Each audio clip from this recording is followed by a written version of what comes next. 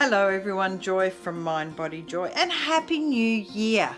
Now if you're like 99.9% of the population, I bet you're setting, or you did set, New Year's resolutions last year.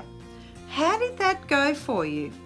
How did it work for you last year? Is your list like this year's, last year's goals, and you're just like keep crossing them off and bringing them over to the next year? Why do we set goals that we keep failing to achieve? And you know what? It's not failing. It's just that we're not setting the right goals. With goals, it's great to set fantastic things like losing weight, going for a promotion, etc., etc. But what happens is, with a goal, once you've achieved it, you experience dopamine. We all know about dopamine, that feel-good hormone. However, you feel good for a while, but dopamine doesn't last. So therein lies the problem. The problem is you achieve your goal for short-term happiness, and then you need to set another one to feel that good. So by achieving goals that are going to give you long-term happiness, that's the secret. So why do we need to set goals, and what's the point of setting goals if we're only going for short-term happiness? So the thing that I suggest to you is to set goals that are going to give you long-term happiness. So what sort of goals are they? You say, well, a promotion's going to give me long-term happiness. Yes, it does in the interim, but then you become into that normal life again. So long-term goals that are going to make you happier, which is what I'm all about, having a happy mind, happy body, and having more joy in your life. So things like a goal could be spending more time with family and friends.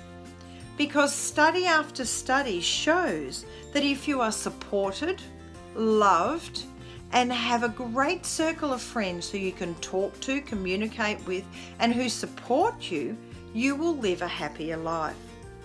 The other thing that I say to you is practice gratitude. Now again, I could go through the research, the study after study, as I said, about supportive and community, about gratitude. It's as simple as writing down, I will write down every night something I'm grateful for, or 5 things or 10 things, whatever your goal is. Make it little.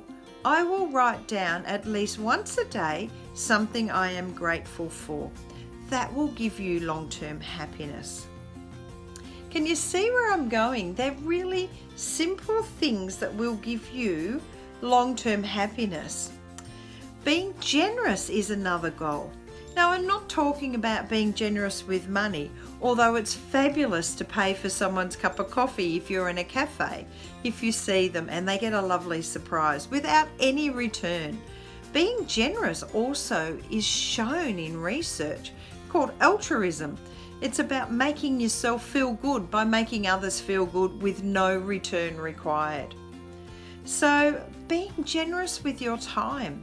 Volunteer, pay for a cup of coffee, give someone a little small gift, help someone across the road, help someone with their shopping. Being generous is a really good way to enhance your life in a more positive way. And the other one is mindfulness. Practicing mindfulness means being present. And it is such a fabulous way. It is not a new buzzword. Mindfulness has been around for a very, very long time. So there's 4 things that you could write down on January 1 for your New Year's resolution. Spend more time with family and friends. Being generous, being altruistic, looking at gratitude, and also practicing mindfulness. These 4 examples, and there are many more, will increase your long-term happiness. And because they're small things, you will be able to achieve them. But the benefits are going to be long term. I hope you've found this valuable. If you need support with aligning your mind and body and getting more joy in your life in an easy, achievable way, and most importantly, in a positive way, then please contact me, joy@mindbodyjoy.com.au. I'd love to have a free chat with you and see how I can support you to live the best life, positive life, joyful life ever.